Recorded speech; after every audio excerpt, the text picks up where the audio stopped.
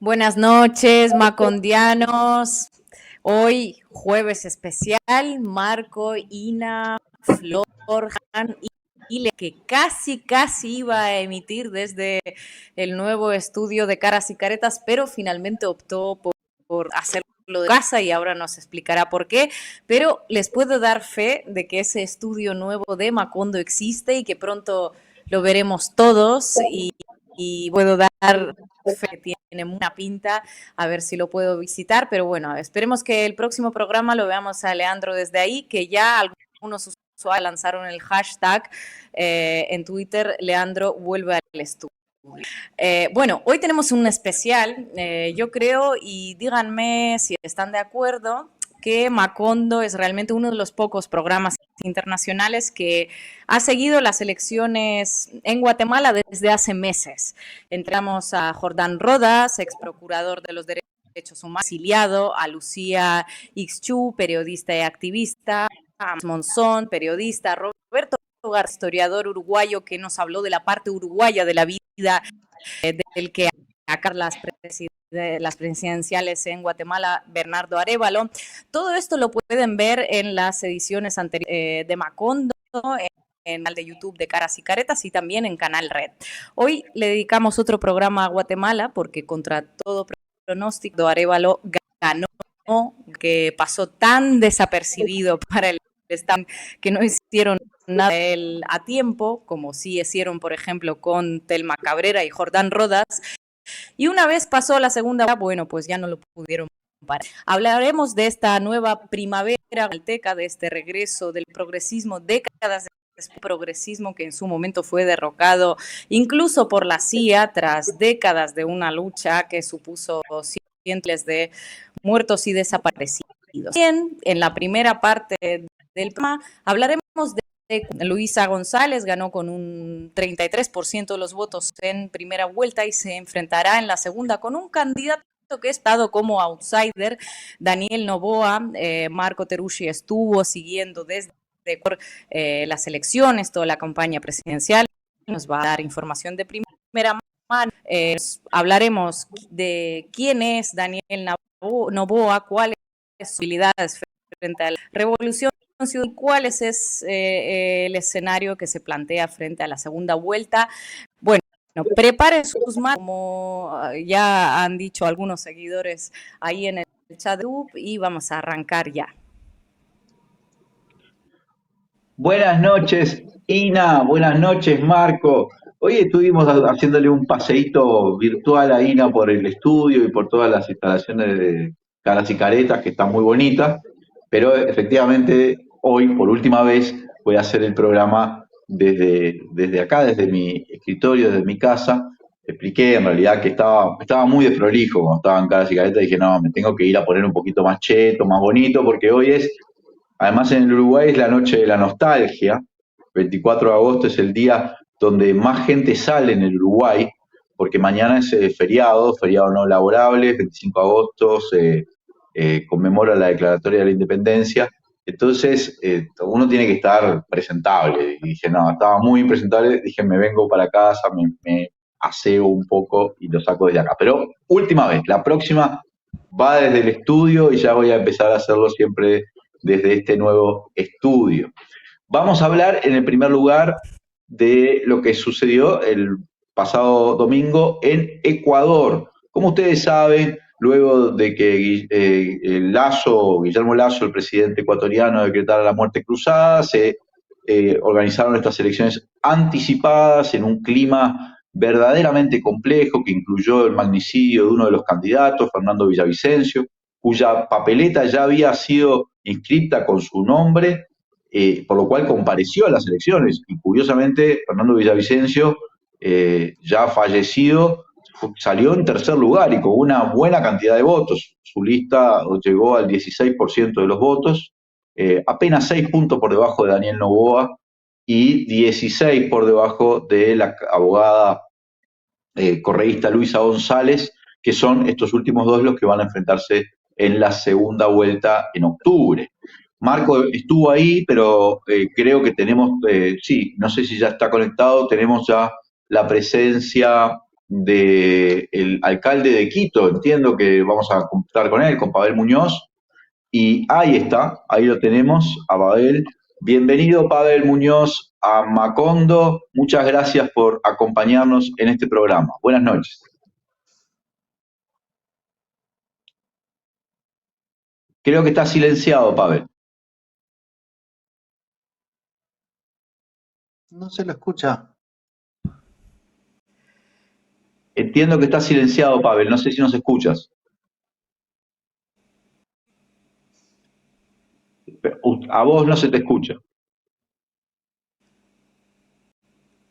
Se puede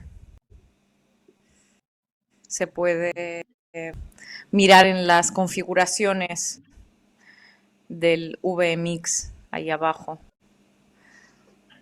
Bueno, a ver si Pavel logra Resolver el audio. resolver este problema de audio, que es algo normal. Saben que a veces pasan estas cosas. Mientras tanto, Marco Teruggi nos podría hablar un poco Está de lo conectado que ha Pavel. visto, ¿no?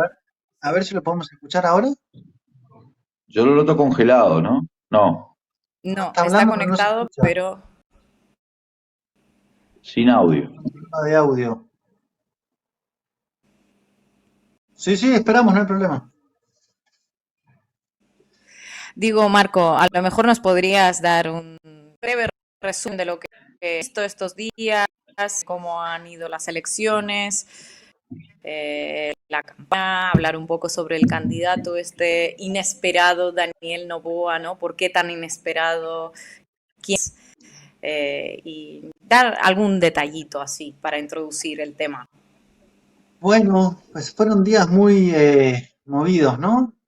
Pasaron solamente 4 días, pero fue todo tan intenso, no solamente porque eran las elecciones presidenciales, sino porque era un cuadro de alta volatilidad, ¿no? E inestabilidad. Y de hecho me atrevería a decir que todo el domingo transcurrió con cierto nerviosismo, como decía un entrevistado con el cual hablamos en un colegio electoral de Quito, en vista de que era bastante, digamos, incierto qué podía pasar, si alguna acción de tipo de violencia o algún acontecimiento imprevisto, ¿no? Recordemos que solamente el viernes en la noche hubo un alcalde, Tamariz de apellido, que denunció que que lo quisieron intentar asesinar en un operativo dirigido por la policía, ¿no? Digo, así se llegó a la elección. Y en ese marco ya el hecho de que haya transcurrido en tranquilidad fue un gran logro y que haya habido una participación récord, más del 82%. Entonces esta variable asociación violencia-abstención que se preveía o pensaba que podía pasar, finalmente no ocurrió, lo cual da cuenta de que había mucha voluntad de participar. Veo que está Pavel conectado. ¿Nos escuchás? A ver si te escuchamos. Yo escucho, Leandro, Marco. ¿Ustedes me escuchan? Sí, perfecto. Perfectamente. Perfecto. Bienvenido, Pavel. Ahora Gracias sí se por escucha bien. acompañarnos. Sí. Bueno, Gracias por decía que estar en acompañarnos, Macondo, Pavel. estar en América Latina, estar en Macondo, estar en América Latina, estar en nuestros países siempre es bueno. Conversar con Marco, Leandro e Ina, que no había tenido oportunidad de conversar en algún otro momento, para mí motivo de satisfacción. Así que aquí nos tienen pudiendo comentar lo que sea de su interés de lo que pasó este domingo en Ecuador.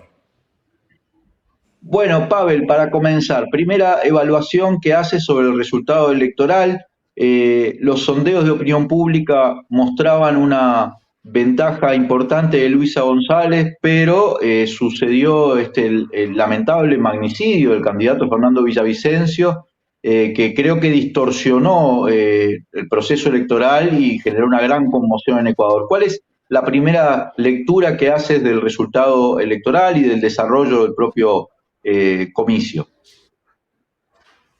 Leandro, déjame tomarme unos segunditos para poner en contexto, porque no trastocó, sino que fue una hecatombe y evidentemente volcó las expectativas y lo que decían todas las estimaciones, todas las encuestas, sabiendo las críticas que podemos tener con el tema de las encuestas, ¿no? Pero mira, lo que sucede en el Ecuador, porque Ecuador ha vivido 3 pandemias desde el COVID-19, ¿no? La pandemia de COVID, la pandemia de Lenín Moreno y la pandemia de Guillermo Lasso. Y estas pandemias lo que han provocado es un deterioro muy significativo de las condiciones de vida en el Ecuador. Una de ellas, las condiciones de seguridad. Ecuador siempre fue visto como esta isla de paz frente a dos países con unas realidades distintas y con problemas distintos. Perú con el caso de su guerrilla en su momento, Colombia con el caso del narcotráfico, la guerrilla, y Ecuador siempre se mantuvo realmente aislado un poco de esos conflictos y una especie de isla de paz. Pero lo que tenemos de deterioro de la seguridad en el Ecuador es terrible. Y estas elecciones son las más violentas de toda la historia republicana del Ecuador, ¿sí? Ecuador no tenía una historia como el hecho que puede haber sido México en los últimos años, Colombia en su momento, de candidatos que podían ser asesinados. El candidato Fernando Villavicencio, que es un caso dramático, un asesinato atroz, pero no es el único. Yo quiero llamar la atención de que no es el único. Nuestra fuerza política, 3 asesinatos en estas elecciones. Y previo a Fernando Villavicencio, un alcalde de la ciudad de Manta. Bueno, quiero decirles que en ese contexto se da la candidata de nuestra fuerza política, del correísmo, de la Fuerza de la Revolución Ciudadana, Luisa González, que está en pantalla. No había encuesta que no le den primer lugar y muy pocas podían decir que no se ganaba en una sola vuelta. Es decir, todo estaba armado para ganar en una sola vuelta, los datos daban para esto.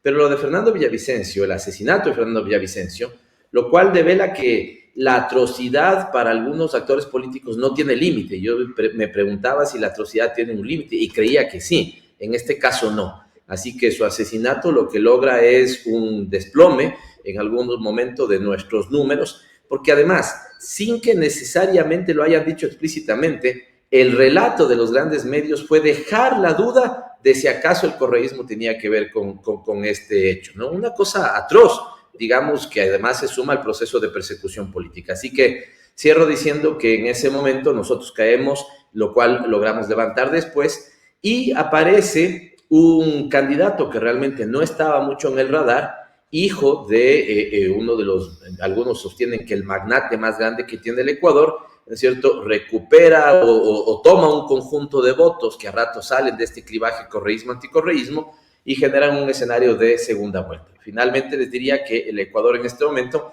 se enfrenta a un modelo de Estado empresarial nuevamente o a uno, ¿no es cierto?, de Estado que garantice derechos como es el que buscamos implementar nosotros en la época de la Revolución Ciudadana. Pavel, muchas gracias por estar aquí, un honor tener, para mí es un gusto poder charlar con usted. Precisamente hablando de Daniel Noboa, ¿no?, que fue de repente un candidato que nos sorprendió a muchos ese resultado, vamos a profundizar un poco. ¿A qué crees que se debe ese resultado, ese más del 20% de los votos, por un lado? ¿Y quién es Daniel Noboa? ¿Cuál es su modelo de país? ¿Qué es lo que propone? Un poco explicarlo a la gente que no está muy familiarizada con el actual Ecuador. El gusto es mío, Ina. A ver, yo diría que su votación primero obedece tal vez a 2 elementos, ¿no? El primero, los actores conservadores y la derecha han querido y no han dejado de armar el escenario del correísmo y el anticorreísmo, ¿no? Esto ha sido de lo que ha vivido la política ecuatoriana en los últimos 6 años. Además, diciendo que las propuestas alrededor de la Revolución Ciudadana, la fuerza de Rafael Correa del correísmo, hemos planteado y han planteado un proyecto para el país. Pero las fuerzas conservadoras no. Su eslogan ha sido el anticorreísmo. La sociedad ecuatoriana está un poco cansada de eso. Y creo que Daniel Noboa lee esta suerte de agotamiento de la sociedad ecuatoriana en esa lógica y busca salir del escenario correísmo-anticorreísmo. Y finalmente, siento que la propuesta más de derecha, vinculada con la buquelización de la política ecuatoriana, pues estoy pensando en el candidato Topic, Jan Topic, no logra esta adhesión de decir es la mano dura, ¿no es cierto?, es el respeto a los derechos humanos lo que debería primar. Esto me parece que obedece a su votación del 20% un poco más. ¿Quién es? Es hijo de del magnate más grande del Ecuador, algunos sostienen esto sobre la base de su riqueza. Su padre fue candidato en 3 ocasiones, tanto así que él ha dicho, mi padre empezó esta carrera y yo la voy a culminar. En ninguna de esas ocasiones ganó, siempre estuvo sí pasando al balotaje a la segunda vuelta. De buena formación, tiene una buena formación, pero sin la llegada a los sectores populares.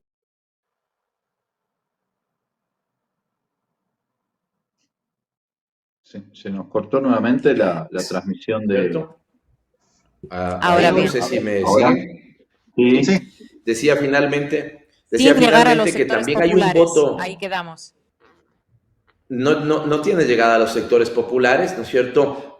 Así que a mí me parece que es novedoso este voto que pudo haber tomado. Y sí creo que un esfuerzo de tiktokización de la política sí cabe, ¿no es cierto?, de penetrar en votantes jóvenes. Así que me parece que ahí hay al menos unas 3 claves que podrían explicar ese 20%. Pavel, muchísimas gracias por estar acá en Macondo. Yo estuve hasta ayer a la noche en Ecuador, estaba en la campaña cubriendo, intentando comprender cómo se estaba moviendo el escenario, que la verdad que es muy interesante para todo el continente, y preguntar un poco sobre lo que se le viene ahora a la Revolución Ciudadana, cómo piensa esta segunda campaña. Y lo digo, por ejemplo, respecto a los desafíos, que me parece que es interesante entre articular todo aquello que se hizo, ¿no? Y que queda en la memoria de un sector muy importante de la sociedad ecuatoriana, con aquello que viene, ¿no? Esta idea de cómo articular el pasado, ¿no? Que Luisa González dice, nosotros ya lo hicimos, con aquello que se viene. ¿Cómo se piensa esta segunda vuelta? ¿Cómo se piensa hablar a este electorado, ir a buscar esa mayoría necesaria para alzarse con la victoria? Marco, un saludo y gracias por haber cubierto las elecciones en Ecuador. Yo diría que la Revolución Ciudadana tiene, pongamos las dos caras de la moneda que expresaría políticamente la Revolución Ciudadana. Primero, yo diría que una fortaleza de un voto duro, el más grande del país. De largo, la Revolución Ciudadana es la fuerza política mayor consolidada. Es cierto que no hemos llegado en las últimas elecciones a ser mayoría por nosotros mismos en la Asamblea Nacional, pero siempre hemos sido la primera minoría en la Asamblea Nacional, si se quiere, ¿no? La mayor cantidad de asambleístas en el legislativo. Entonces ahí hay un voto duro que está marcado por la cercanía con los sectores populares y lo que fue nuestro gobierno.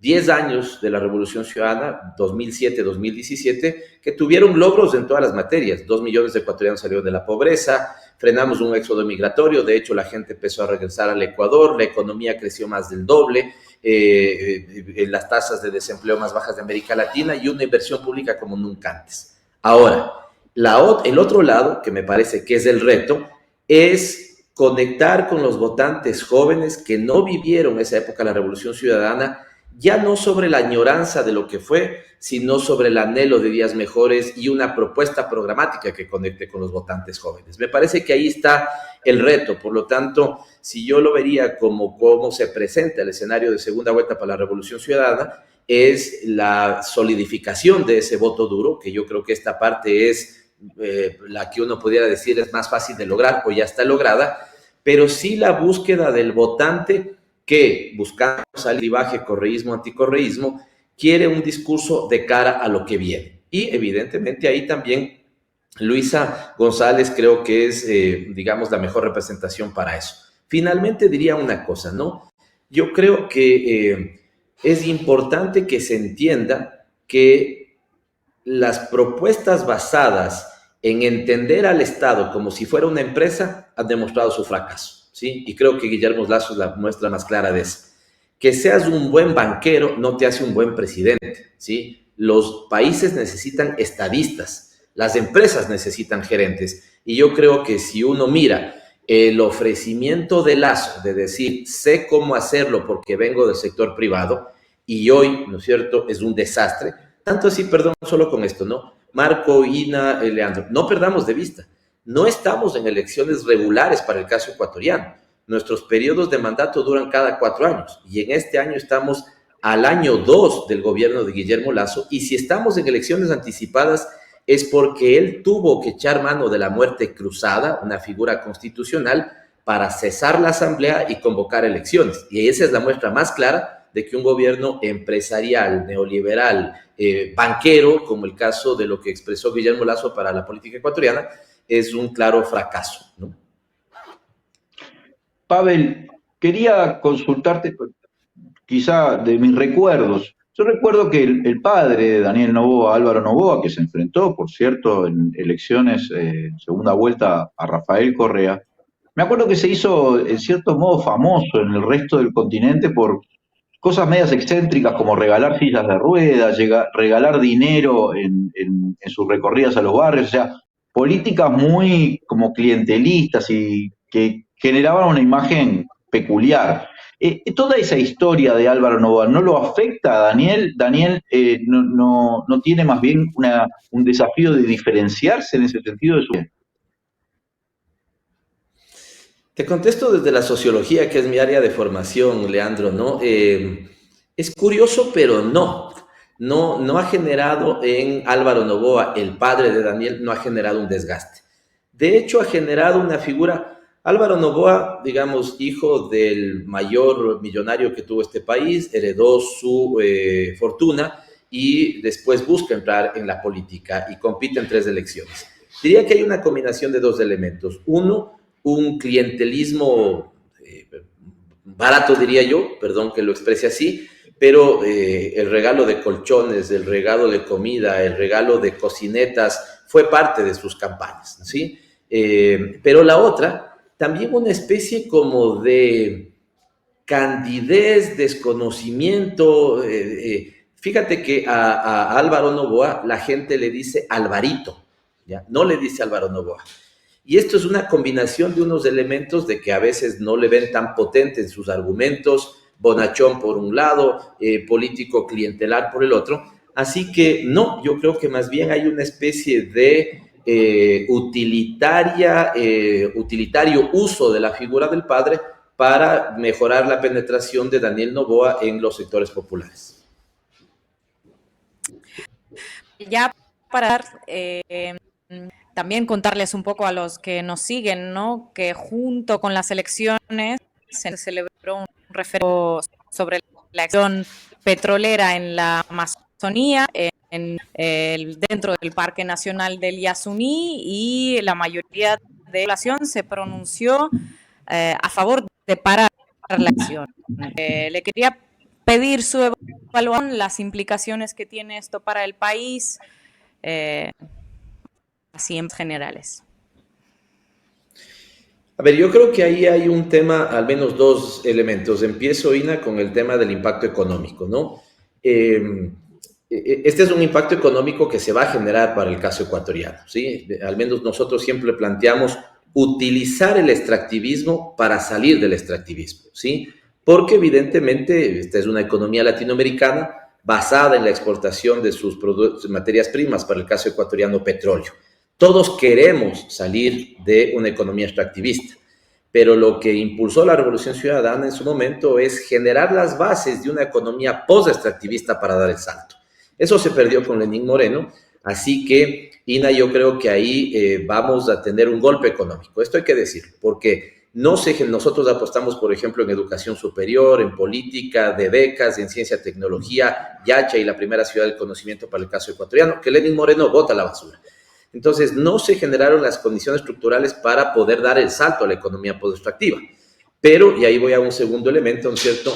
Siento que este es un llamado de atención de los votantes jóvenes, ¿no? Creo que los votantes jóvenes no hacen tanto el cálculo racional de, a ver, voy a perder tales ingresos, y optan por una vocación ambientalista que creo que hay que saberla leer.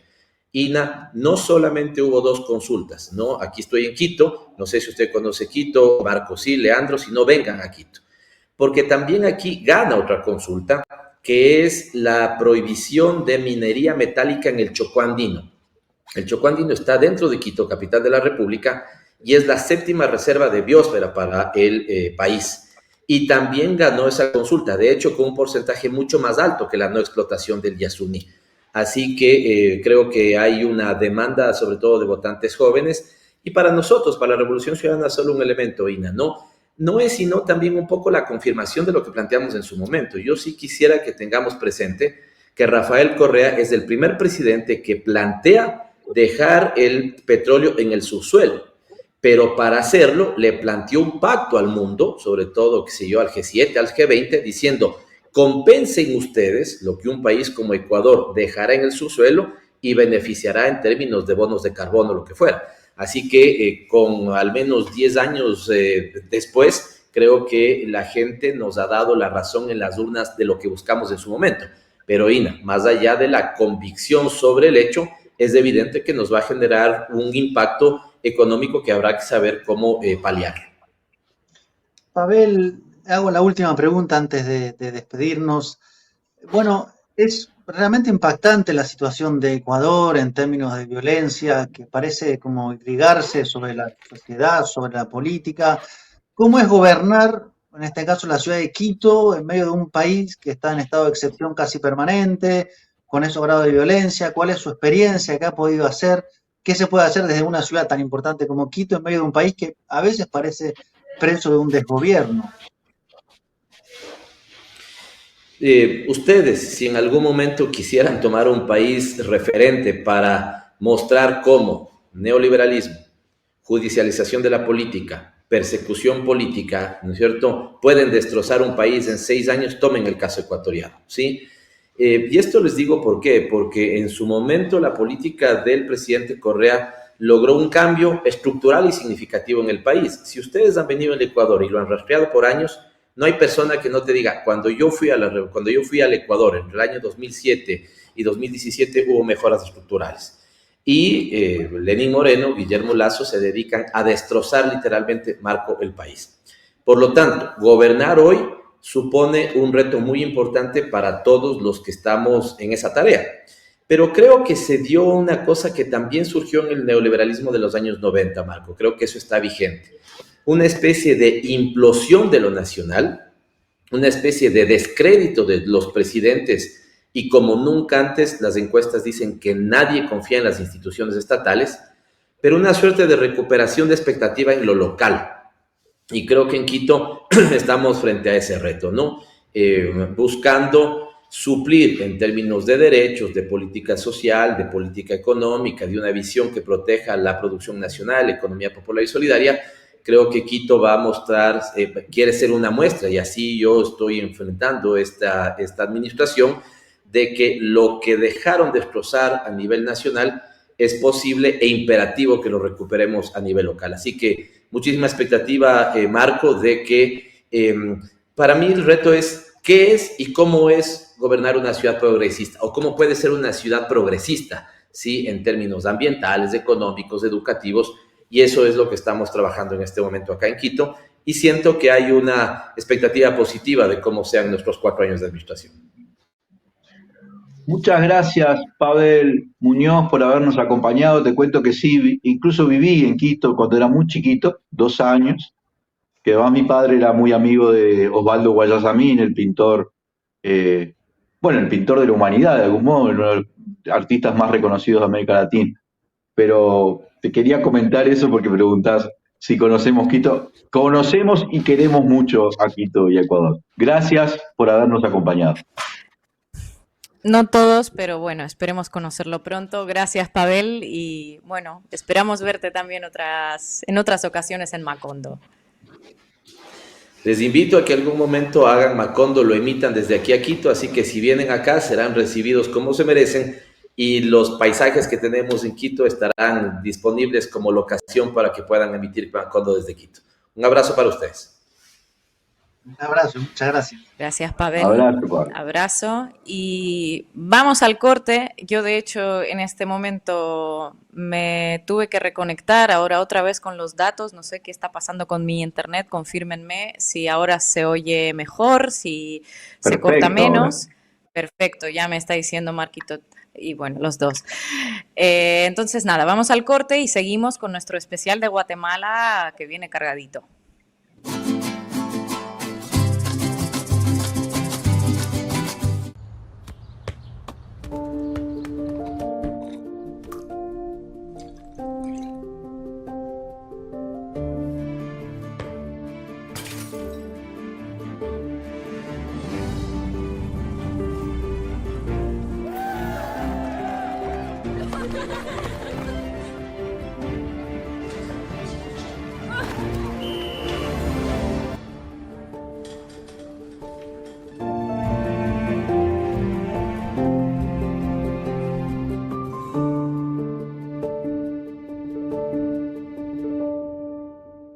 Firma Digital Habitat es una plataforma para que todos los usuarios puedan subir, firmar y enviar documentos con la misma validez que la firma presencial, garantizando que todos son quienes dicen ser. Solicitala sin costo en nuestra web e identificate por única vez en cualquiera de nuestros locales para poder firmar desde donde estés. En Habitat, hoy más que nunca, te hacemos la vida más fácil. En un mundo saturado y hasta abrumado por la información, es vital apoyar un medio de comunicación alternativo que desafíe el status quo, que aporte una perspectiva diversa para pensar de forma crítica y hacer aportes a la construcción de un futuro más sustentable. Es una voz para aquellos que no tienen voz en los medios hegemónicos. Es una plataforma para las ideas innovadoras y las voces disidentes. Apoyar a Caras y Caretas es fomentar la libertad de expresión y la diversidad informativa. A veces estamos muy en la chiquita. Y si no, mira. Sí, ponele choclo, picles, ¿te gustan? Dale, ponele todo. Total es gratis. Estamos tan en la chiquita que barremos cualquier tipo de límite. ¡Epa! ¡Qué boquita! ¿Eh? Pero, aunque parezca que hasta los más chiquitos están en la chiquita, solo parece. Tomá. Pateala, campeón, porque los uruguayos somos grandes. De corazón, no estés en la chiquita. Pensá en macro. Cuanto más compras, menos pagás. Macromercado es negocio. En lo que va del periodo, el recorte en la ANEP supera los 150 millones de dólares. Pueden y deben rendir más. Que no te recorten el futuro. FENAPES.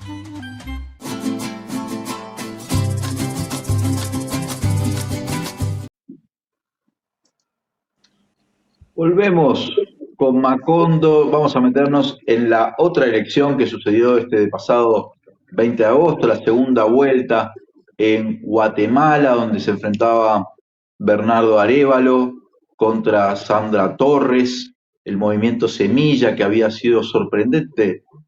Su desempeño en la primera vuelta, había llegado a este balotaje y obtuvo una victoria contundente, una victoria impactante, ¿no? 58 puntos, le sacó prácticamente 20 puntos de ventaja a Sandra Torres y marca la llegada a Guatemala luego de décadas de un gobierno progresista y un gobierno además dirigido nada menos que por el hijo de un expresidente, Juan José Arévalo, que debió exilarse, lo que él nos recuerda un poco a la Revolución Guatemalteca, los gobiernos de Arévalo y de Jacobo Arbenz, lo que fue la intervención extraordinaria de los Estados Unidos para tirar esos gobiernos, lo que después llevó a una dictadura como la de Ríos Montt y con miles de muertos y desaparecidos. Nos acompaña Jordán Rodas, que ya lo habíamos tenido en el programa. Él junto a Telma Cabrera habían sido proscriptos directamente, ¿no? Su fórmula presidencial, fue procurador de Derechos Humanos de Guatemala y queríamos tener su lectura de este proceso electoral y esta victoria del movimiento Semilla. Bienvenido, Jordán, otra vez a Macondo. Gracias por acompañarnos. Gracias, Marco. Leandro, Ina, para mí es un honor siempre estar con ustedes. Muy agradecido también con tener el tema de Guatemala en la agenda pública internacional, porque hoy más que nunca necesitamos el acompañamiento internacional. Faltan 5 largos meses para la transición, el cambio de gobierno. Un paso importante fue el triunfo obtenido por el movimiento Semilla el pasado 20 de agosto, pero hay una resistencia feroz por parte del Pacto de Corruptos que sigue criminalizando, sigue hostigando. Hoy mismo las noticias no son nada alentadoras a lo que está pasando, pero hay que reconocer que hay un gran respaldo popular, proviene de un movimiento feminista y de juventudes que desde la capital fueron tomando fuerzas a partir de las redes sociales. Bernardo Arévalo pues se posicionó como una opción de las que dejaron participar viable, como un partido y como un personaje honesto de la política guatemalteca, y eso ayudó mucho para tener el apoyo que, como bien decías, 20% de diferencia sobre su opositora, Y esto pues hay que seguir dándole continuidad. Una cosa es llegar primero con vida. Bernardo Arévalo me preocupa, hoy lo acaba de decir recientemente la Comisión Interamericana de Derechos Humanos al otorgarle tanto a Bernardo como a la vicepresidencial de Karina medidas cautelares para que el Estado garantice su vida y su seguridad, integridad. Y otra cosa también va a ser la criminalización. Todavía se insiste por parte del Ministerio Público en cancelar al movimiento Semilla, lo cual hay una orden de la propia Corte de Constitucionalidad que impide esto. Pero bueno, esta es Guatemala, es compleja, la resistencia es como una fiera herida, digo yo, al pacto corrupto y la alianza criminal, y por eso es importante el apoyo de la población y de la comunidad internacional, no bajar la observancia sobre lo que está pasando en nuestro país. ¿Qué tal, Jordán? Muchas gracias otra vez por estar aquí con nosotros. Encantada siempre de saludarte. Me gustaría que hagas una explicación sobre lo que representa el movimiento Semilla, así en términos no simples. ¿Es izquierda? ¿Es socialdemocracia? ¿Importa ese matiz para Guatemala? ¿Cómo va a ser ese gobierno? Si finalmente llegamos a 14 de enero sin bajas, y cómo va a ser ese proyecto de país.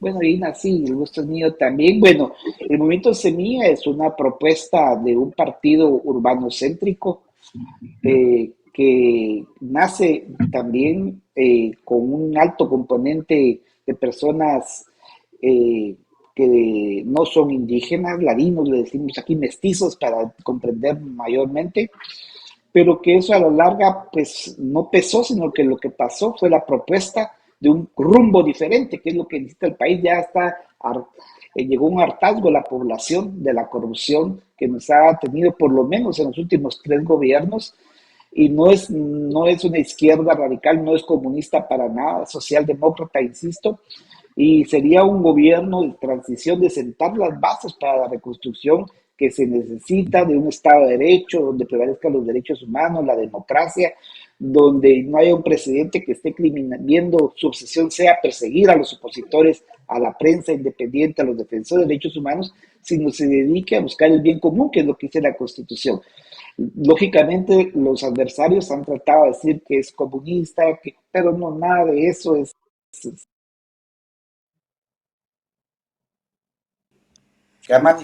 Bueno, todos tenemos problemas de internet. No hay ningún temor. Jordán, desapareciste por un momento. Sí, perdón. Sí, se cortó por un momento y paramos en el punto en el que decías que lo intentaron presentar como comunista, pero obviamente nada que ver. Sí, nada que ver con ser una propuesta comunista, socialdemócrata. Sus propuestas son bastante moderadas, pero sí significa un cambio de rumbo hacia un gobierno decente, que es lo mínimo en cualquier país, pero en Guatemala ya es mucho pedir a estas alturas, y por eso es el temor del status quo económico y político que tiene a Guatemala en las condiciones de gran marginación, de gran desigualdad, de gran racismo, de gran discriminación, donde muchos guatemaltecos la única opción que les queda es ir a Estados Unidos, migrar. Ya son casi 4 millones de guatemaltecos, y no tengo la menor duda en que un paso importante sería tratar de buscar que el gobierno estadounidense en su momento otorgue el TPS, ese Tratado de Protección Temporal, para que al igual que salvadoreños y nicaragüenses se puedan desenvolver y aportar a la vida económica de Estados Unidos y sigan manteniendo lamentablemente la economía guatemalteca, porque sus remesas representan el 20% del Producto Interno Bruto. Entonces, aspectos así sensibles, él va a ser un presidente que seguramente va a querer seguir el legado de su padre. Él es Bernardo Arévalo, ha sido muy claro, no es Juan José, pero seguramente ha sido inculcado por los principios de una persona que junto con Jacobo Arbenz se les recuerda como los 10 años de primavera en el país de la eterna tiranía. Buenas noches, muchas gracias por estar. Recién hablabas de Estados Unidos y de lo que es una relación que, entre otras cosas, está marcada por la migración guatemalteca hacia Estados Unidos. Pero preguntarte por cómo ha sido la actitud, reacción o acción de Estados Unidos en medio de todo escenario como en permanente crisis, ¿no? Que está viviendo el proceso electoral guatemalteco. ¿Cómo se ha movido? ¿Cómo se ha pronunciado? ¿Ha jugado hacia un lado, hacia otro?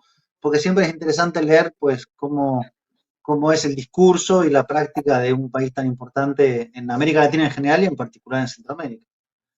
Sí, Marco, afortunadamente fue tomando mayor fuerza la voz de Estados Unidos, que al principio nosotros mismos con Telma Cabrera, el MDP, fuimos a denunciar ya la vulneración del estado de bloqueo a candidaturas que le eran incómodas a la alianza criminal, y entonces pusimos la voz de alerta, y esto pues no miraron nadie, los analistas ni las encuestas, venir a ver a Semilla crecer y estar en el balotaje, y por eso lo dejaron correr, porque legitimaba a la larga el proceso.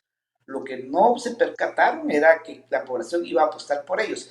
Pero Estados Unidos hoy por hoy, desde la Casa Blanca, el Departamento de Estado, han habido también pronunciamientos bipartidistas ya haciendo señalamientos concretos de que van a estar observando y seguramente van a haber sanciones más a guatemaltecos, y el sector empresarial, ya no por convicción sino por conveniencia, ya ha ido modulando su postura. El CACIF, recuerden, es que es el sector privado organizado de Guatemala que reúne a las cámaras. Hay un desprestigio de ellos que actualmente hablan de que es necesario un pacto de gobernabilidad, cuando ellos le han dado un oxígeno político a los tres regímenes, pero temen que sus intereses económicos se vean disminuidos o en riesgo si Estados Unidos endurece las sanciones, que en un momento dado es importante también decir. Hay que recordar también que hay muchos guatemaltecos vinculados con el crimen organizado a nivel internacional que podrían ser extraditados, incluso también afectados con la ley Magnitsky, que es importante también porque dañan la economía de estos actores corruptos del sector económico y político del país. Hoy coinciden las agendas, sí, perdón, de la anticorrupción, perdona, sí, perdón, dime, disculpa. No, Jordán, quería preguntarte algo quizá en un tono más personal. Tú, como otros guatemaltecos con gran exposición pública, has tenido que marchar afuera del país, hay muchos exiliados, periodistas, lo hemos hablado, jueces, figuras políticas.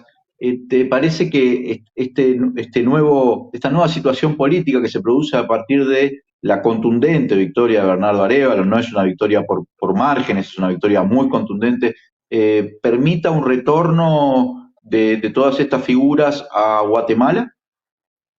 La verdad que tus palabras se emocionan porque esa percepción tenemos. Lógicamente no sería un retorno inmediato, va a ser gradual, pero sí es la esperanza de tener la posibilidad de estar en un Estado de Derecho, en democracia, que cada quien se dedique al qué hacer y siga aportando al país dentro de Guatemala, porque el exilio no es nada fácil, ¿verdad? Y lo importante sería que se consolide el 14 de enero, por eso muchos celebramos, unos en Washington, otros en Europa, otros en América Central, en América del Norte, en distintos países fue como un respiro, ¿verdad?, de la posibilidad de reencontrarnos con nuestras familias, con nuestros amigos, con nuestros colegas en un marco mínimo de seguridad. Jordán, muchísimas gracias por esta entrevista, por estar hoy con nosotros. Esperamos que, bueno, la próxima vez que hablemos contigo sobre Guatemala lo hagas desde tu país, puedas conectarte desde allí y, bueno, te lo deseamos de todo corazón y muchas gracias por estar hoy con nosotros y por tu análisis. Gracias, Ina, a ti también, Marco, a Leandro, a Macondo, como siempre, por estar poniendo los reflectores en Guatemala. Un abrazo fuerte de la distancia también. Cuídense mucho. Nos vemos. Gracias. Un abrazo. Gracias. Bueno, y también hoy se va a conectar Marielos Monzón. No sé si ya está, si no, podemos charlar un poco nosotros sobre lo que pasa en Guatemala. Estaba leyendo un artículo, una columna de Marielos, que hay algunos párrafos interesantes, no sé si tengo tiempo para citarlo. Cuando ella se conecte, así a lo mejor le podemos hacer algunas preguntas, pero me llamó mucho la atención un apartado en especial que es básicamente lo que veníamos hablando a lo largo de estos meses, ¿no? Que es lo que dice Marielos. Con todo el aparato del poder operando y con la prepotencia que les dio al establishment guatemalteco sentirse en la impunidad más absoluta, decidieron sacar de la elección a los candidatos y candidatas antisistema. Uno de ellos es Jordán, que según sus cálculos tenían posibilidades de ganar, pero dejaron una pequeña rendija por la que se les coló el pueblo para dar un giro al timón y meter al binomio del movimiento Semilla en el balotaje. Y aquí estamos hoy, contra todo pronóstico, frente a un escenario inesperado pero esperanzador, que nos permite pensar en que se puede empezar a recorrer el camino de la recuperación democrática que le devuelva dignidad y derechos a las grandes mayorías postergadas. Eso es lo que escribe Marielos hoy. Una columna que la verdad que leí, que da una sensación de esperanza, pero se nota muchísima preocupación ahí. No sé si la han leído, la tiene en su cuenta de Twitter. De hecho, recomiendo que la sigan porque para informaciones de Guatemala es muy interesante, aporta muchísimo. Adelante, Leandro. Marielos, como otros periodistas y otras periodistas, pero en particular Marielos ha sido también una periodista muy perseguida en Guatemala, cuya seguridad ha corrido muchas veces riesgo y a pesar de eso siempre ha tratado de llevarnos, hacernos entender a todos, tanto en Guatemala como fuera de fronteras, lo que venía sucediendo, ha relatado de alguna manera ese régimen autoritario que ha gobernado durante tantos años en ese país.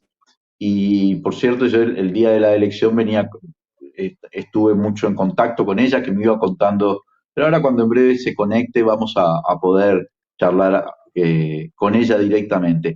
Me parece dos cosas, vinculando estos procesos electorales que se dieron el mismo domingo, tanto en Ecuador como en Guatemala, claramente se verifica lo que ya habíamos visto en otros países de la región, de que las opciones populares más progresistas empiezan a ganar camino, ¿sí? Por supuesto, no es lo que estamos viendo en este momento en Argentina, pero es en general lo que se está viendo en el resto de la región. Guatemala parecía un lugar prácticamente imposible, dado cómo funciona la estructura corrupta, para evitar incluso que los candidatos puedan presentarse o para intentar impedir la participación de los partidos políticos que le pudieran hacer competencia, y sin embargo se logra este triunfo, y un triunfo de una contundencia que en última instancia creo que es lo que le va a dar más seguridad a este proceso. No está para nada definido el partido, aunque ya se haya ganado la elección en segunda vuelta, porque los riesgos son muchos, porque el poder económico tiene muchos instrumentos en Guatemala para intentar impedir que haya una posesión normal y que se pueda desarrollar un gobierno de cambio de signo. Pero debemos destacar este fenómeno. Ya tenemos la alegría de que nos acompañe otra vez Marielos Monzón desde Guatemala. Bienvenida, Marielos, es un gusto como siempre tenerte acá en Macondo, y hoy además un gusto muy especial porque se da luego de esta contundente victoria con un número extraordinario de votos de Bernardo Arévalo, lo cual, si bien estábamos comentando, no deja de haber riesgos en los próximos meses, le da un respaldo popular que hace que la derecha y el empresariado tenga que pensar muy bien lo que hace si no quiere producir una inestabilidad total en la sociedad, ¿verdad? Bienvenida, Marielos. ¿Cuál es tu primera lectura de este proceso electoral del domingo? Hola, colegas, ¿cómo están? Muy buenas tardes y noches y muchas gracias por el espacio. Pues sí, empezamos por la buena noticia. La buena noticia fue que el pueblo guatemalteco se volcó a las urnas y hubo una contundente victoria del candidato Bernardo Arévalo. Estamos hablando de un 58% de los votos, 2.400.000 sufragios frente a la candidata opositora. Eso es una muy buena noticia. Creo que eso le da un marco a la victoria de Bernardo Arévalo contundente para tratar de alguna manera de frenar aquellas acciones que ya estábamos viendo que venían contra su candidatura. Esa es la buena noticia. La mala noticia Un poco en seguimiento a lo que ya veníamos conversando acá en Macondo, pero también en otros espacios, es que continúa el golpe judicial al que yo llamo 2.0. Es vuelta otra vez el Ministerio Público y la Fiscalía, que está en acuerdo con algunos poderes fácticos a pedir nuevamente a través de la vía penal acciones en contra de magistrados de la autoridad electoral, acciones directas en contra de ciudadanos y ciudadanas que son básicamente quienes cuentan los votos, pero hoy muy alarmante también el que ya se hizo público esta situación en donde hay un plan, o había un plan, para asesinar al candidato Bernardo Arévalo o a la candidata a la vicepresidencia Karine Herrera. Es decir, tenemos por un lado un pueblo movilizado, un pueblo que da una contundente voluntad en las urnas, y por el otro lado tenemos un Ministerio Público que es el brazo operativo del pacto de impunidad y de corrupción, que está tratando de evitar que lleguemos al 14 de enero para que asuma el binomio electo, pero además hay planes alrededor de estos grupos fácticos de prácticamente pedir un asesinato en contra de Bernardo Arévalo o de Karine Herrera, al punto de que hoy la Comisión Interamericana de Derechos Humanos hace pública que les está dando medidas cautelares y hace público las razones, y dice que está en marcha este plan que se llama Plan Colosio, recordando el asesinato del candidato Colosio en México en 1994, que sería este plan que 3 fuentes de alto nivel confirmaron y que algunos periodistas también pues ya teníamos conocimiento. Así que estamos viendo que la temperatura del ámbito electoral guatemalteco sube cada vez más y que en contra de la voluntad ciudadana se quiere accionar. Y como decíamos la vez anterior, cuando decimos quieren evitar a toda costa que asuman, es a toda costa. Marielo, buenas noches. Me detengo en una parte de tu narración cuando hablabas del pueblo, de la movilización. Quisiera saber si pudieras contarnos cómo fue ese domingo a la noche. Imagino que habrás estado ahí para ver qué se veía, qué se decía, cuánta gente. Si podrías dar una fotografía de eso, sobre todo para conocer ese momento histórico de primera mano, pero pensar en si esta situación se sigue, digamos, enturbiando, cuál puede ser la reacción de, vamos a llamar, la gente, la ciudadanía, quienes votaron a Arévalo. Digo, ¿cómo está todo eso? Pero la fotografía de la victoria y eso cómo puede jugar en este contexto. Bueno, yo creo que hubo 2 momentos como muy importantes. Uno fue el cierre de campaña del binomio presidencial, que fue unos días antes del domingo, algo inédito en Guatemala, algo que no habíamos visto antes, que fue alrededor de unas 15,000, 20,000 personas que llegaron a la Plaza Central de Guatemala a expresar su apoyo al binomio de cara al domingo.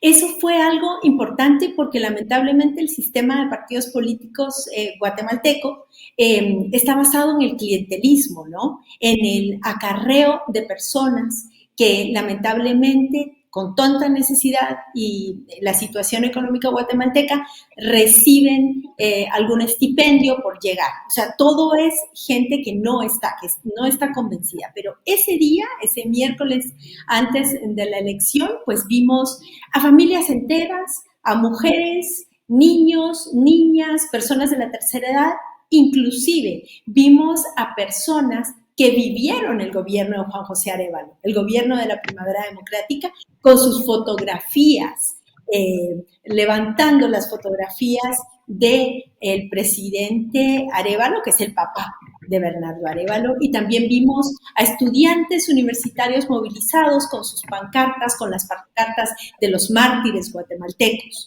entre ellos Oliverio Castañeda de León, el líder estudiantil, secretario de la Asociación de Estudiantes que fue asesinado en un mitin. Vimos las fotografías de Juan José Arévalo, de Jacobo Arbenz, es decir, la gente recordaba la Primavera Democrática. Y luego vino toda la jornada y el domingo, ¿qué pasó? Fue como un estallido espontáneo de las personas. No hubo una preparación, una tarima, algo que haya planificado el partido del Movimiento Semilla, sino que la gente llegó hasta el hotel donde sabían que iba a darse una conferencia de prensa y que tenían el búnker, digamos, de campaña. Y las personas llegaron con banderas de Guatemala, llegaron con bubucelas, llegaron con diferentes instrumentos, muy parecido, te diré, a aquellas manifestaciones anticorrupción de la plaza. Es un poco, esa fue la imagen, ¿no? Y también con unas plantas enormes, como de que la semilla había germinado. Entonces, había una gran cantidad de gente, un poco en el sentido de lo que hemos visto en otros países, cuando espontáneamente la gente va hacia el obelisco, porque fue esa parte la que fue muy importante. Ahí lo que vimos fue una emoción genuina de la gente, pero sobre todo, yo te diría, había muy pocas banderas de semilla, muy pocas, digamos, lo que tú me mirabas no eran militantes de semilla, era ciudadanía que estaba organizada viendo cómo movilizarse, digamos, a favor de eso mismo que se había visto en la plaza en el año 2015. Mucha emoción. Habían carteles muy divertidos, pancartas que decían, pensábamos que íbamos a estar cuando llegáramos al Mundial de Fútbol, pero ahora lo hacemos con una elección. O sea, un poco virtualmente diciendo eso. Y sobre todo, ¿qué te puedo decir? Había mucha gente joven, que es un electorado, un voto que tiene semilla atrás, pero quizá yo creo que algo que es importante entender es que no hubo no hubo una organización desde los partidos políticos, sino que es la voluntad popular que se expresó en las urnas y que luego llega a la calle a refrendar ese triunfo.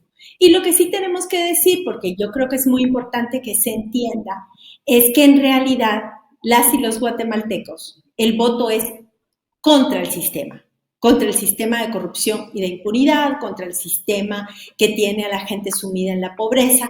Digamos que fue un voto hacia Bernardo Arévalo por candidato antisistema, no tanto, digamos, en un momento dado verlo como un voto hacia el partido Semilla. Cuando quitan a todos los candidatos antisistema, como ya habíamos hablado, y queda él, ahí se vuelca pues ese voto. Muy emocionante, muchísima gente en la calle, gente que quemaron cohetes, luces y fuegos artificiales, las grandes plantas de la semilla germinando y sobre todo un binomio presidencial que se acerca hacia la población, habla y bueno, ahí la gente tiene como la identificación. Eso fue lo que pasó el domingo por la noche.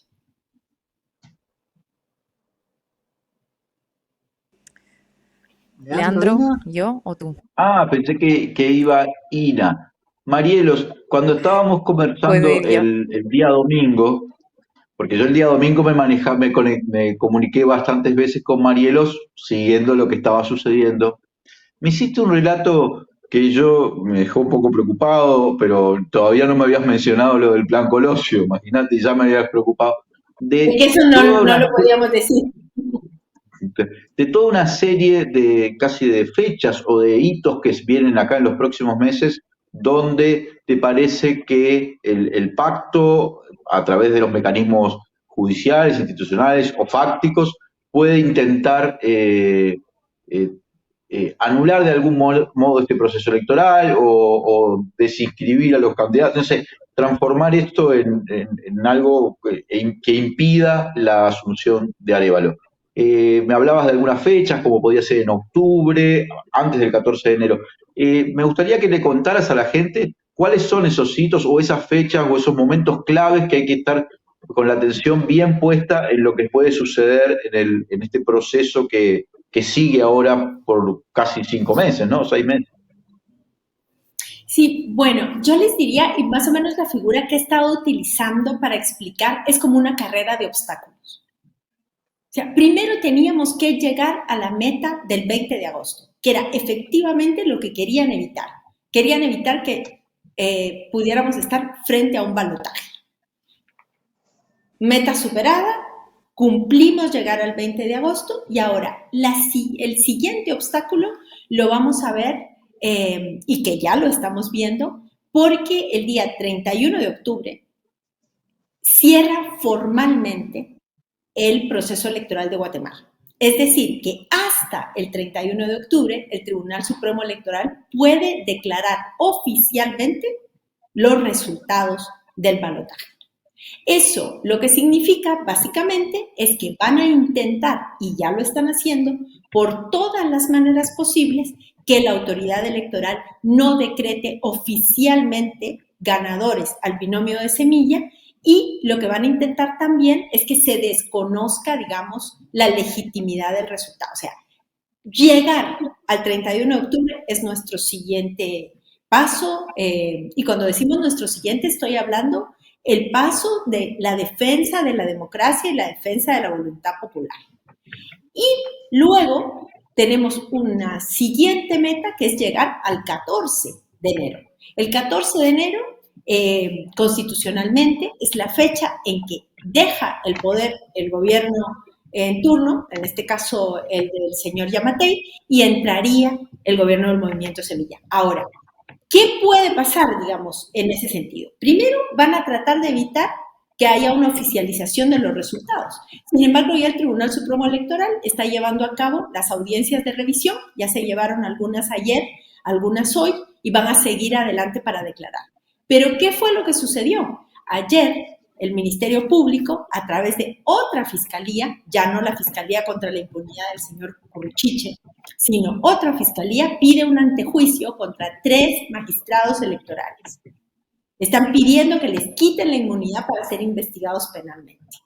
Eso les da una idea, colegas, de que están intentando precisamente irse contra la autoridad electoral para que no pueda oficializar los resultados. Además, lo están haciendo por un caso viejo. O sea, no es que estén haciendo algo contra el Tribunal Supremo Electoral por algo que haya pasado ahora, sino por la supuesta anomalía de la inscripción de un candidato que no deberían de haber inscrito. Entonces, esa es la primera. Y después, ¿qué es lo que está pasando? El día 1 de noviembre ya puede el Ministerio Público volver a pedir a través del tema penal el que Semilla deje de ser partido político. ¿Por qué? Porque la legislación de Guatemala lo que dice es que ningún partido puede ser suspendido mientras haya proceso electoral, ni puede ser cancelado. Pero el 1 de noviembre ya no hay proceso electoral, por lo tanto, lo que van a intentar es, vía penal nuevamente, decir que el partido tiene firmas falsas, que hubo personas fallecidas que firmaron, y entonces quitarle la personería al partido para que, si bien avanza el tema de la oficialización de resultados, el presidente electo llegue sin partido y sus diputados no tengan una bancada constituida como tal. Es decir, que esto es una carrera de obstáculos, y para no marear a las personas que nos están viendo, que nos siguen el día a día, y tampoco a ustedes, más o menos decir 2 fechas clave. 31 de octubre, que se oficialicen los resultados, que digan este señor y esta señora ganaron. 14 de enero, que el binomio del Partido Semilla pueda asumir la presidencia. Y después preparémonos, pongámonos el casco y los cascos, porque se van a venir con todo una vez hayan asumido para precisamente generar una ingobernabilidad y que no se puedan hacer los cambios que se están pasando. Es decir, hay esperanza, se abrió una pequeña ventanita, ahora a defender la voluntad popular y luego con la gente movilizada en las calles a defender que se pueda hacer, digamos, un gobierno y las transformaciones, porque esto está de pronóstico reservado. Marielos, ¿qué tal?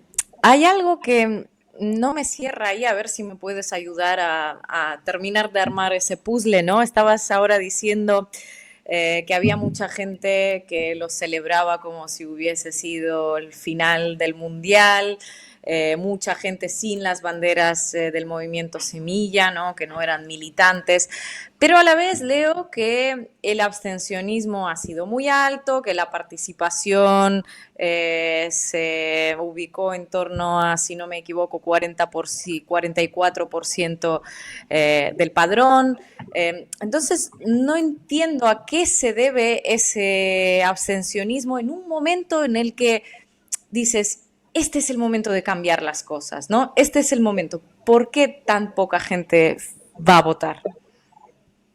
Bueno, primero, Ina, hay que decir que esto es como una situación histórica en Guatemala. Normalmente hay muchísima más participación en la primera vuelta electoral porque las personas, además de elegir al binomio presidencial, eligen a su alcalde, a su autoridad local y a sus diputados que los van a representar en el Congreso.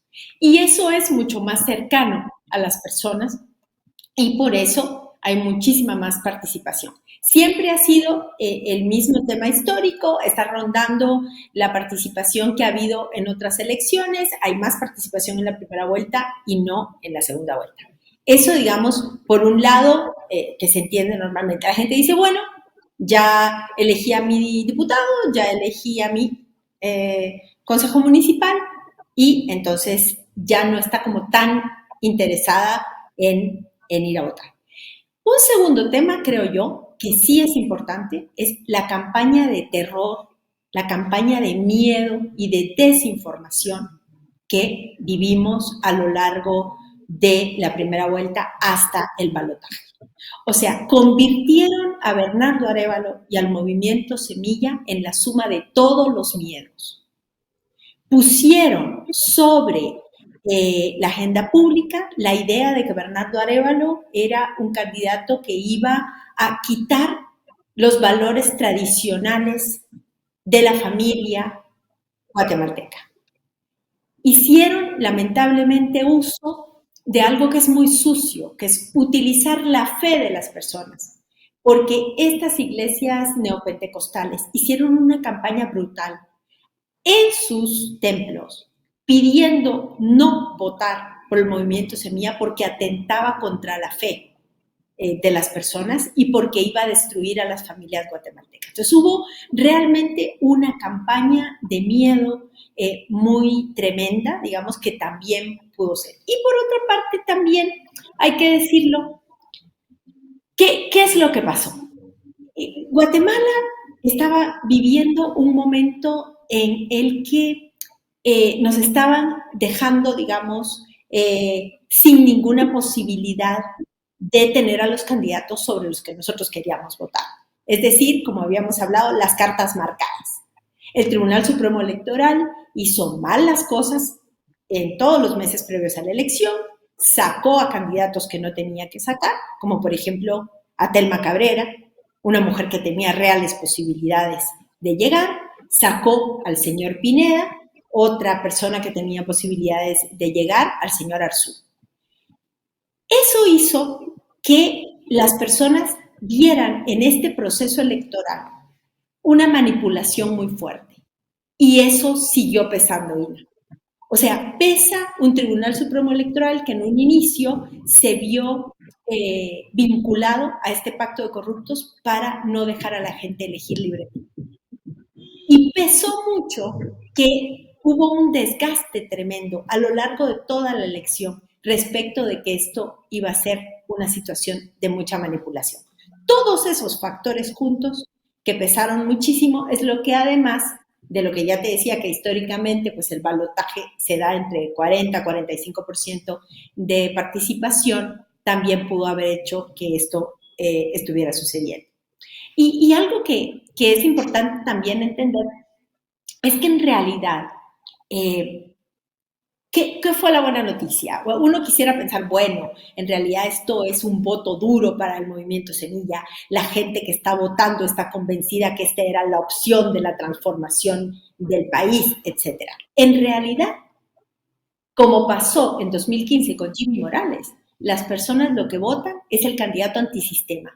Y como le quitaron a todos los demás candidatos antisistema y dejaron a un candidato antisistema que tenía una votación en las encuestas o una intención de voto muy chiquita, él se convirtió en el candidato antisistema. Quiere decir que esta vez tuvimos la gran suerte que nuestro candidato antisistema sea un candidato progresista y democrático. Eso es lo que realmente está pasando.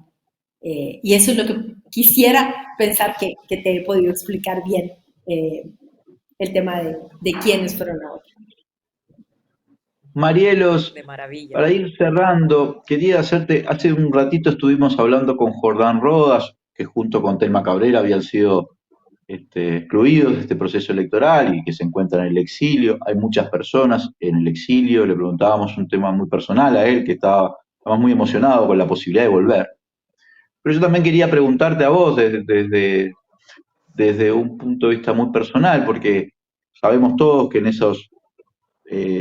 esas décadas entre el autoritarismo en Guatemala, los gobiernos de Ríos Montt, los miles de asesinados, los cientos de miles de desaparecidos, tu caso personal, ¿no? Tu papá fue asesinado cuando vos tenías 10 años, tu abuelo fue de la guardia de Jacobo Arbenz, el último gobierno revolucionario, y además casi 70 años después el progresismo tiene nuevamente la opción, y yo me imagino que eso vos lo viviste, vos que has sido más muy perseguida dentro de Guatemala de una manera muy especial, porque me imagino que se te mezclan también las emociones. Y me gustaría preguntarte o cerrar con ese comentario, con esa reflexión o ese sentimiento que vos tenés ante una situación que acá hace unos días Pepe Mujica le mandó un mensaje a Bernardo Arévalo saludándolo y hablándole de Guatemala, que está en el corazón de lo más postergado de América Latina, esta posibilidad de vindicación de alguna manera,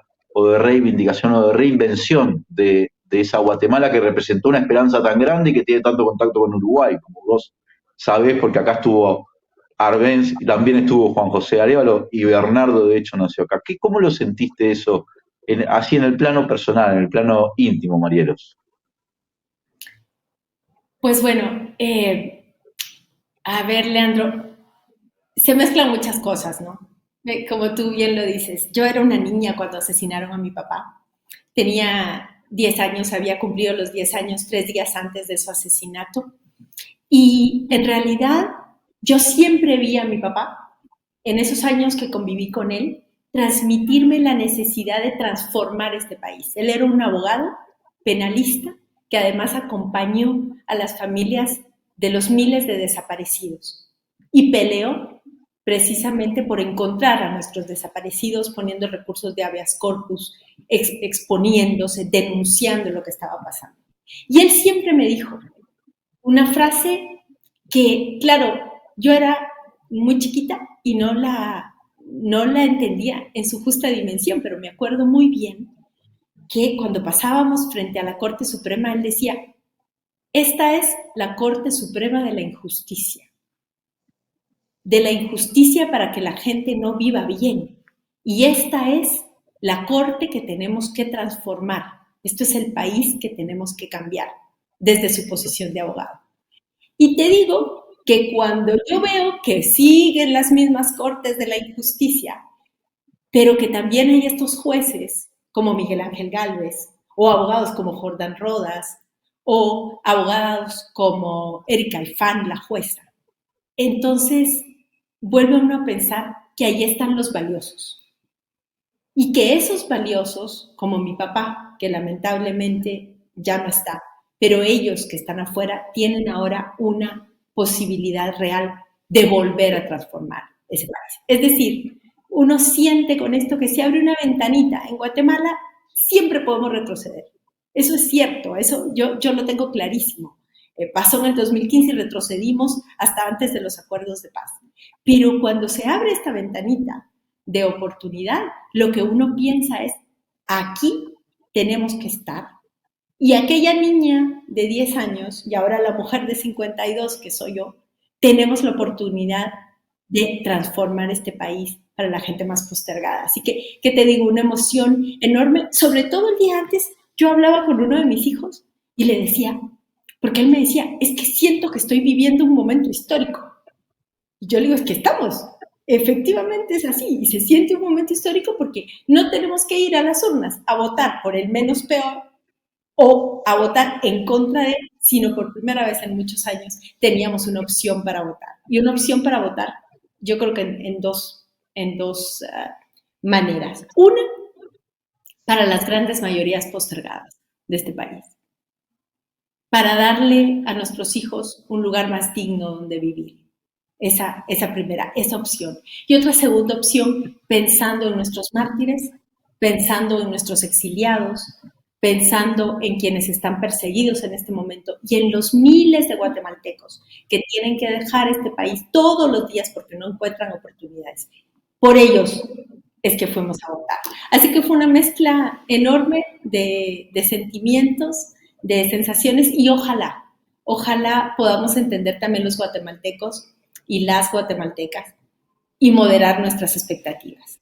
4 años son un periodo corto para todo lo que ha pasado en este país, pero tenemos que ser capaces. Este gobierno debería de ser el de la transición hacia volver a sentar las bases para un país más justo. Así que, Leandro, todo eso se te viene a la cabeza, todo eso estaba, y creo que nuestros mártires, y sobre todo mi papá, nos acompañó ese día y nos dio esa suerte de poder volver a vivir el inicio de, ojalá, otra primavera democrática para Guatemala.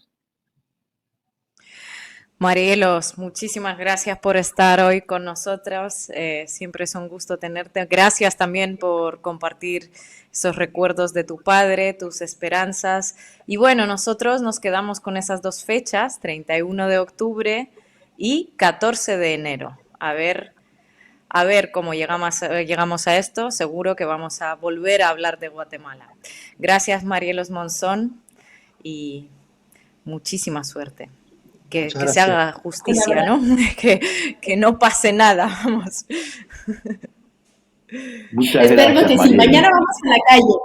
Mañana vamos a la calle frente al Ministerio Público a pedir la renuncia a la fiscal general por su papel tan nefasto ahora queriendo desconocer las elecciones. Así que seguimos movilizados y seguimos en la defensa de la voluntad popular y del voto. Muchas gracias a ustedes y un abrazo.